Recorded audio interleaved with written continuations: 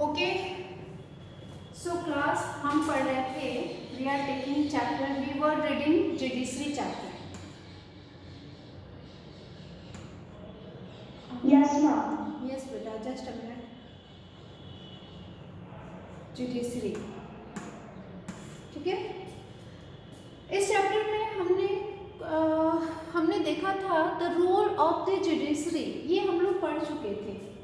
The role of the judiciary हमने role पढ़ लिया था, जिसमें हमने पढ़ा था कि जुडिशरी के फंक्शंस क्या क्या होते हैं. जिसमें हमने 3 फंक्शंस पढ़े थे कि ये जो है ये डिस्प्यूट रिजॉल्व करता है, अपहोल्डिंग दी, ये जो हमारे फंडामेंटल राइट्स है उसको वायलेट होने से बचाता है, उसको इन्फोर्स करता है और ये जुडिशियल रिव्यू करता है. तो हमने रोल में हमने ये 3 पढ़ा था, याद रखना क्या क्या था, ठीक है.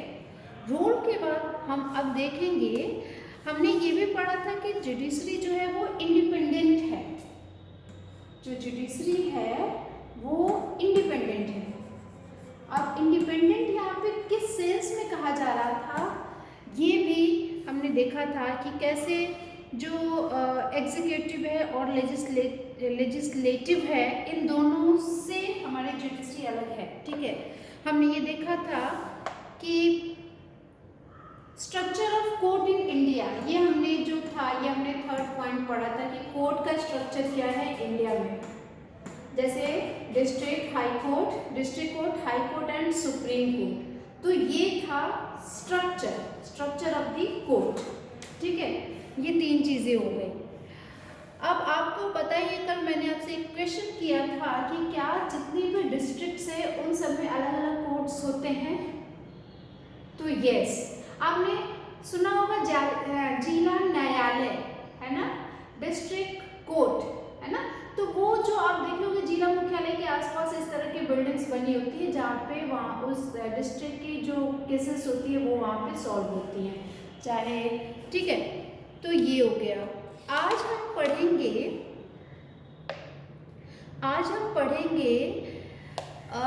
ब्रांचेस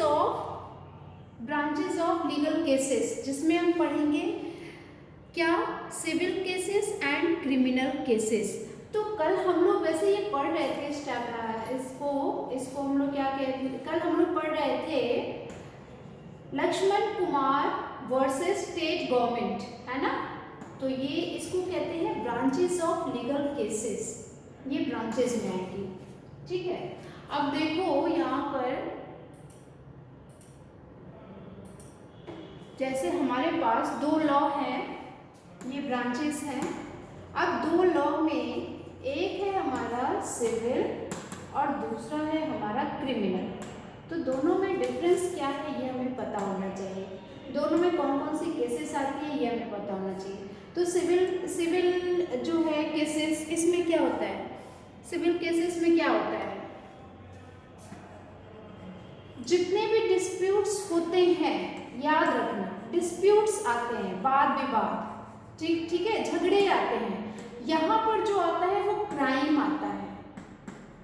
अब डिस्प्यूट्स में चाहे वो डिस्प्यूट लैंड से रिलेटेड हो, चाहे वो डिस्प्यूट हस्बैंड वाइफ के झगड़े से हो, नॉर्मल झगड़े. अब जैसे ये डाइवोर्स वगैरह की केसेस है वहाँ तक तो ठीक है, पर अगर मर्डर की, वाइफ की मर्डर हो जाती है या कुछ ऐसा होता है तो वो क्राइम में चला जाएगा. तो लैंड की केसेस हो, डाइवोर्स की केसेस हो, फैमिली रिलेटेड इशू हो, डाइवोर्स, VORCE, ठीक है, फैमिली रिलेटेड इश्यूज हो, तो इस तरह के डिस्प्यूट्स जो होते हैं वो आते हैं सिविल केसेस में. सिविल केसेस मतलब, ठीक है ना.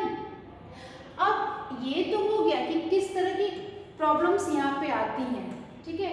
अब ये है कि इसके लिए क्या किया जाता है. तो सिविल केसेस के लिए एक पिटीशन फाइल की जाती है.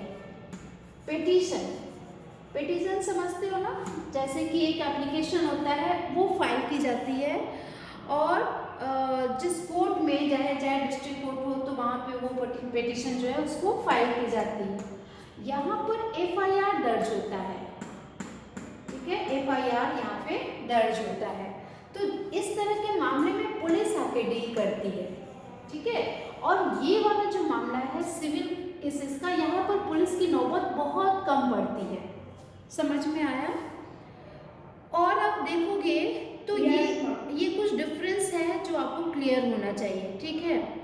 अब फिर एक क्वेश्चन है, एक्सेस टू दी कोर्ट्स, यानी कि कोर्ट तक जो एक्सेस लोगों की होती है। हाँ बेटा, मैं आपको बता रही थी लक्ष्मण कुमार वाला जो केस था, तो उसको एक शॉर्ट समरी में सुन लो कि ये लक्ष्मण कुमार केसेस क्या था, जिसमें आप देख रहे थे ना कि जो है वो क्या कहते हैं, वो जल जाती है, फिर उसको ये कह दिया तो डिस्ट्रिक्ट कोर्ट में उन लोग उसकी सास को, मदर इन लॉ को, हस्बैंड को पनिशमेंट मिल जाती है।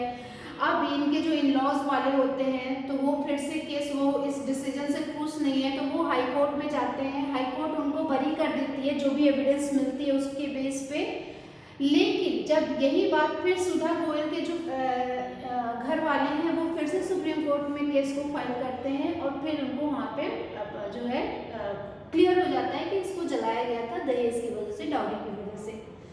तो ये सब जो केसेस है ये मैं आपको किस उसमें बता रही थी, ये किस में बता रही थी, ये मैं बता रही थी आपको ब्रांचेस ऑफ जो हमारे अलग अलग स्ट्रक्चर ऑफ कोर्ट है ना, जैसे डिस्ट्रिक्ट कोर्ट्स हुआ और हाई कोर्ट हुआ और सुप्रीम कोर्ट हुआ। तो मैं बता रही थी ना कि ये तीनों एक दूसरे से इंटरकनेक्टेड है, यानी कि हमारी जो जुडिशरी है वो इंटीग्रेटेड जुडिशरी है।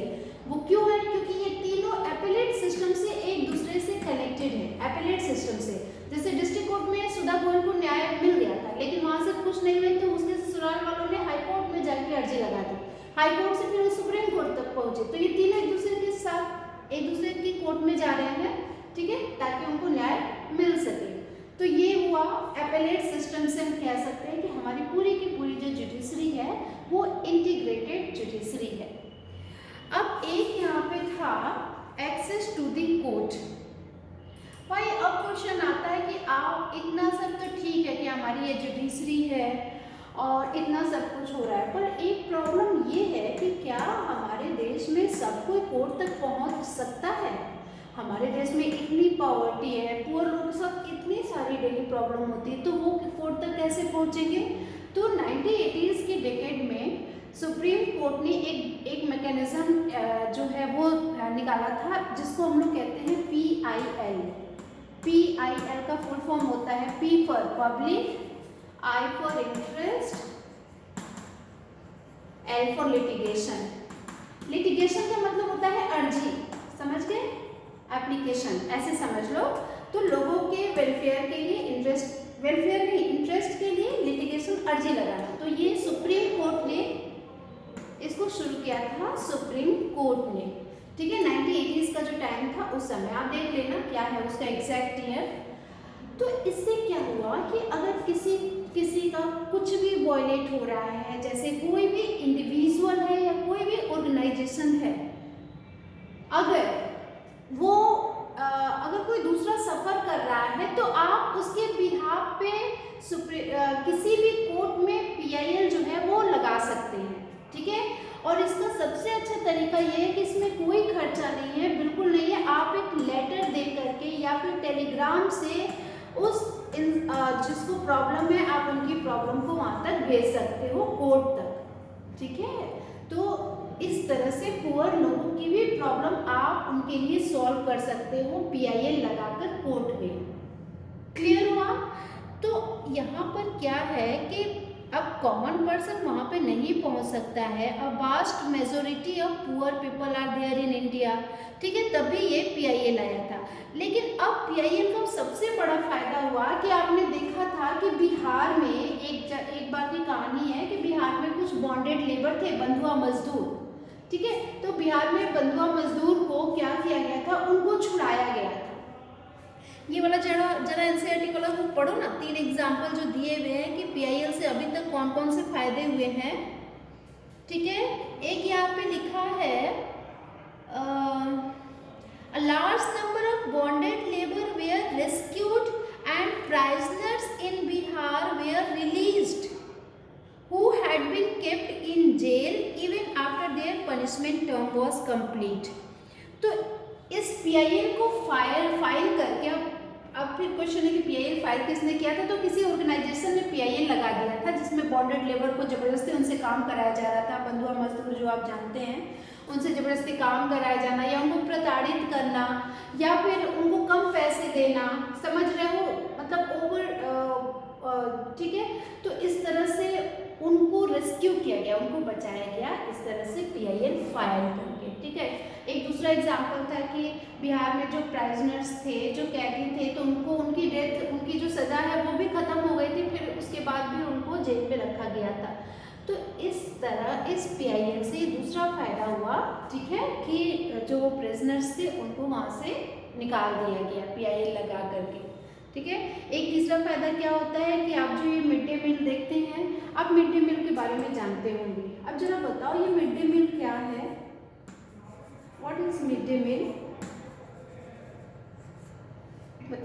बताइए। इसकी एक कहानी है, पर पहले बताओ what is mid day meal. बोलिए बेटा।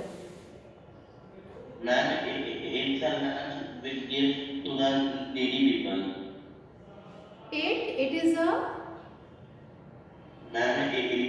a lunch which gives to the needy people.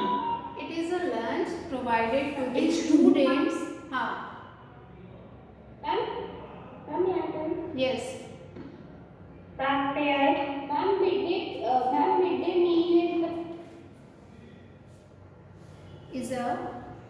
Is a meal given during midday as a lunch to the students for the increment of enrollment ratio of the students. Clear? इतनी तो बात है, ताकि बच्चे ज़्यादा से ज़्यादा, चाहे वो गरीब हो चाहे हर कैटेगरी के बच्चे जो है स्कूल तक पहुंच सके और देश का लिटरेसी रेट जो है, उससे स्कूल का लिटरेसी रेट बढ़े, देश का लिटरेसी रेट बढ़े। अब इसके पीछे कहानी क्या थी कि 2001 में राजस्थान और उड़ीसा में सूखा पड़ गया था। सुनो कि ये मिड डे मील कैसे शुरू हुआ था। In 2001 the drought in Rajasthan and Orissa caused millions face acute shortage of food। अब जब राजस्थान उड़ीसा में सूखा पड़ गया तो बहुत ज़्यादा फूड शॉर्टेज हो गई गवर्नमेंट, लेकिन दूसरी तरफ जो गवर्नमेंट के गोदाम्स थे वो सब भरे थे, वेयर फुल ऑफ ग्रेन, और वो अनाज से इतने भरे थे कि पूरा चूहे आके उस अनाज को खा रहे थे। अब किसी ऑर्गेनाइजेशन ने देख लिया, and organization peoples union of civil liberties filed a PIL, और उसने एक PIL फाइल कर दिया सुप्रीम कोर्ट में। Court interpreted article 21। कोर्ट का काम है, क्योंकि वो फंडामेंटल राइट से वो वायलेट नहीं होने देगी, और आर्टिकल 21 राइट टू लाइफ है, तो आर्टिकल 21 को कोर्ट ने इंटरप्रेट किया। मैंने आपको कहा था ना कि court is the supreme court is the final and interpreter of the constitution. तो जब उसने आर्टिकल 21 देखा तो उसने कहा कि राइट टू फूड भी है उसमें, राइट टू लाइफ का मतलब क्या होता है, आप जीवन जीने के अधिकार में आपको आपका फूड आता है, आपका हेल्थ आता है, ये सारी चीज़ें आती हैं। तो एक तरफ उड़ीसा और राजस्थान में इतना सूखा पड़ा है, वहाँ पे ग्रेन्स नहीं है, दूसरी तरफ गवर्नमेंट गोदाम्स में ये ग्रेन्स जो है वो चूहे खा रहे हैं।